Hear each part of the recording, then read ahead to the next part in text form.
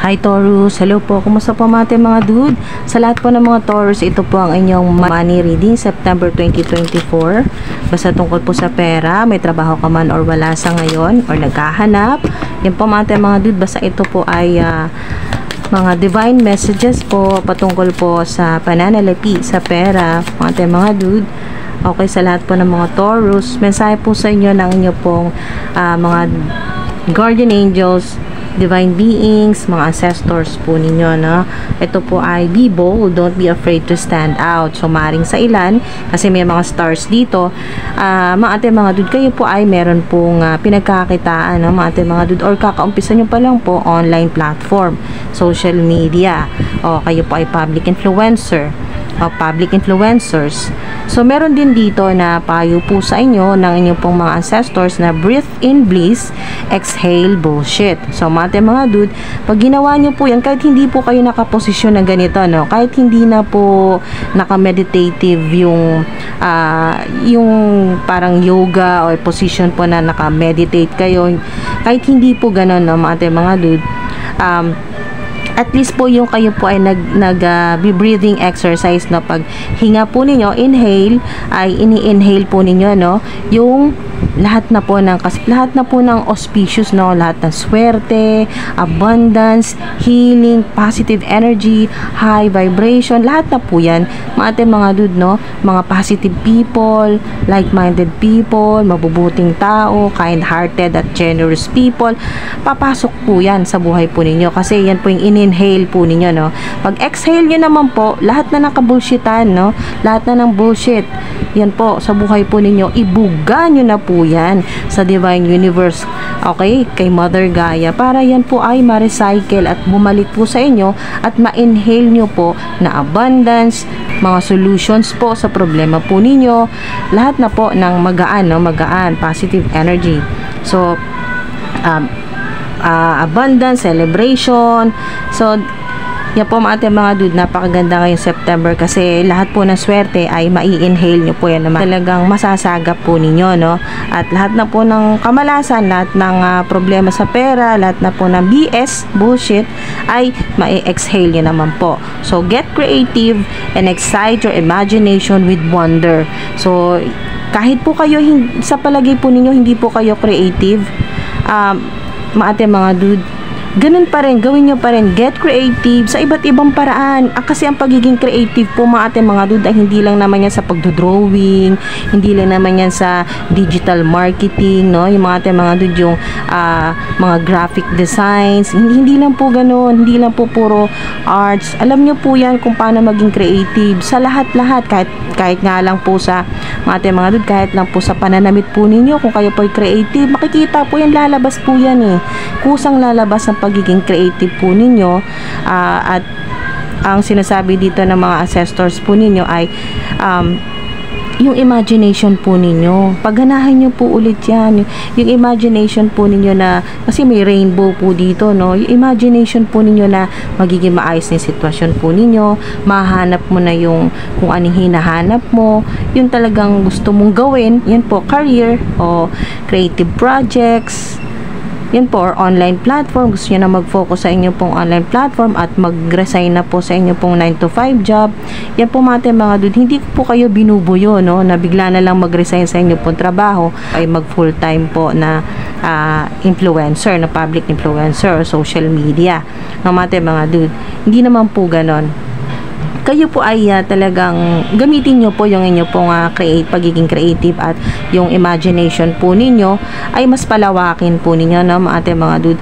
Kayo po ay creative, yan po, at kayo po ay talagang pure magic po kayo. Lahat ng gusto po ninyong mangyari sa buhay po ninyo, once na kayo po ay nag-visualize, yan po, nangarap po kayo na ganito po yung gusto po ninyo, yan po ay mangyayari sa reality, manifestation po yan, mga dude.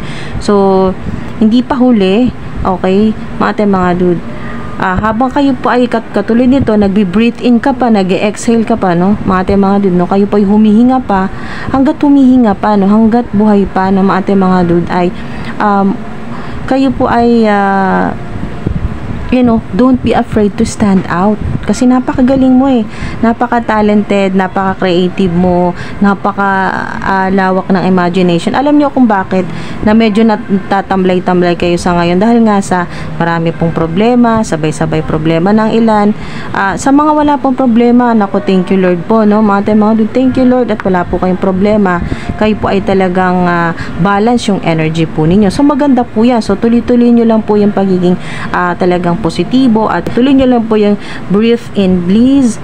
Ayan po, tuloy nyo lang po yung breathe in bliss, exhale bullshit. Yan po mga dude. At be bold.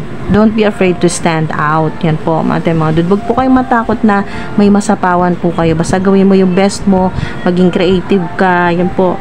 Huwag kang mahiya. Huwag mong isipin yung mga sasabihin nila or kung anong isipin nila sa'yo. Huwag mong intindihin yan. Kung may gusto kang gawin, simulan mo na ngayong September kasi talagang magdadala sa yan ng abundance. Ano man yan, mga dude, no? Kahit ano po yung gusto po ninyong gawin na pwedeng pagkakitaan or kung ano po yung trabaho na gusto po ninyo, no? Mga dude, tuloy nyo lang po yan. Kung yun po yung gusto po ninyo. Kasi talagang, dyan din po kayo dadalhin, no? Yan po ang mga dude, ang magiging resulta ng pagsisikap po ninyo ay abundance pa rin. Kung may makita po kayong rainbow, isang sign din po yan ng abundance. So, meron din pong snake plant. So, specific po yan sa ilan, snake plant. So, meron pong may kinalaman sa business. So, maaari pong may mag-offer po sa inyo na sa business naman po ito or sa trabaho po sa ilan, no? Capricorn. May makatulong po sa inyo na Capricorn. Okay, so Sagittarius din po. Sagittarius. Get it out to the world. Sobrang synchronized po nito, no? Don't be afraid to stand out. Get it out to the world. Yan. Ipakita mo sa buong mundo. Yan po, lalo na sa mga social media influencers, no? Pakita mo ka mahiya. Pakita mo sa buong mundo na magaling ka. Napaka-talented mo. Gemini. Yan po, meron din pong Gemini. Yan po yung mga magagaan po na energy, no? Na nakakasalamuha po ninyo na magdadala po sa inyo na swerte sa pera, sa career, sa kung ano man po yung pinagkakitaan po ninyo. Yan po mga dude. Gemini naman po makakatulong yan sa inyo. Yan mga dude. Windfall of abundance, diba? Windfall of abundance. An increase in abundance is arriving in many different forms, diba? Maraming darating sa inyo na mga opportunities. Pwedeng offer ito. Pwedeng ito yung sinasabi dito na business. May kinalaman sa business o negosyo o digital marketing. Yung mga meron po ditong affiliate, digital marketing o yung kayo po ay digital seller, online seller, graphic designs, pero ganito pa yung kinalaman sa graphic designs, AutoCAD, ganyan po, no? Interior designer, mga ganyan po, or meron din po sa inyo na, meron din sa ilan na kayo po ay modelo, no? Model, yan po, model. Meron din pong public influencer na kayo po ay nagme-makeup or nagtuturo naman po ng exercise, Zumba, ganyan po, no? May kinalaman po sa fitness. Meron din pong meditation, nagtuturo po ng yoga, meditation, ganyan po. So, napakaganda ng September po ninyo kung pera lang din naman ang pag-uusapan. Windfall of abundance ay napakarami. Increase ito, increase. So, meron pong makatanggap ng bonus, incentives, or bigla makatanggap ng malaking pera, mananalo. Yan po sa mga nagbabakasakali. Yung inheritance din po, no, may pamana sa ilan, makakatanggap ng mana, or meron din pong mga donations kasi may charitable po dito, no? May vibe ng charitable. So, meron talagang magbibigay sa inyo, magtutulong, magpapadala. Yan po. May package. Marami kang matatanggap. May mga literal na regalo, mga nakabalot, may mga parcel, ganyan po, nakabox, or merong nakabox. Yan po, mga regalo. Wow. So, wow, mga dude, napakaganda na mensahe sa inyo, no? Windfall of abundance. Ano man ang ginagawa mo, ano man ang trabaho mo, or naghahanap ka sa kasalukuyan, once makahanap ka ng trabaho or pagkakitaan, ito yung mangyayari ngayong September, windfall of abundance. Magsisimula ngayong September, mga dude, dahil lang rainbow ay infinite, so ibig sabihin, tuloy-tuloy po yan, no? Infinite abundance po yan, so magtutuloy-tuloy. So, simula po ngayong September, onwards po yan. Tuloy-tuloy po yan mga dude. Walang humpay, walang patid po na abundance yan. Prosperity po yan. Wealth. Yung parang pong feeling Pasko, ganyan po, no? Ganito po yung mangyari sa inyo, no? Parang Pasko, araw-araw Pasko. Ganyan po yung mangyari sa ilan sa inyo. Simula po ngayong September. Napakaganda po, no? Significant din po sa ilan ang yellow, ang pink. Meron din pong green sa ilan, no? Meron din pong purple. Meron din pong parang yung metal po yung kulay, no? Metal gray. Ganyan po. Basta meron pong may makita rin po kayo na short hair na purple, kulay ayan po, purple po yung buhok. Meron din pong wavy hair na may pagka green, or meron pong blue, yan po na wavy long haired. May makita po kayong ganyan, or Santa Claus, may makita po kayong Santa Claus videos, pictures, kahit saan po. Isang sign din po ng abundance, ng prosperity na parating po sa inyo.